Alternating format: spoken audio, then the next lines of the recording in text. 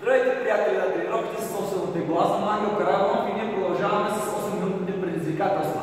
Днешната тренировка се състои от 3 упражнения: тилни опори, лицеви опори и коремни преси. Като след всяка серия за горна част, която правим, дали са те тилни и лицеви опори, включваме серията с коремните преси. Показвам упражнение, така че обърнете внимание на тънкостта при изпълняването. Всяко едно упражнение първо в лесен вариант, после в труден. Почваме с тилните опори. При тилните опори, лесният вариант трябва да сме стъпили по този начин на 90 градуса краката и да пускаме до 90 градуса ръцете в лактите. Правиме 10 повторения.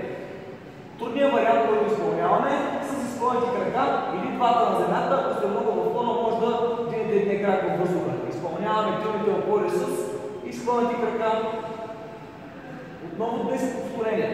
Упражнението за корем е следното. Правим повдигане на краката, като редуваме ляв и десен, това е лесният вариант, а трудният вариант е с подгани ръце, повдигаме двата крака едновременно, правим 20 повторения, като при първия вариант гориме всеки крак, при втория вариант всяко едно повдигане. Лицевите опори в двете трудности. При лесния вариант имаме колената на земята, подосваме гърдите до платформата, изпукваме.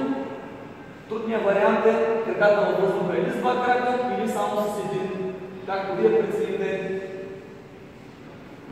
Правете упражненията, ако нямате платформа, което е по-вероятно, използвайте леглото, използвайте стол.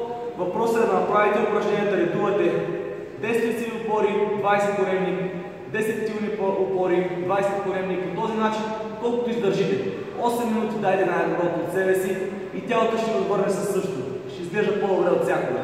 До нови срещи и тренирайте редовно и активно.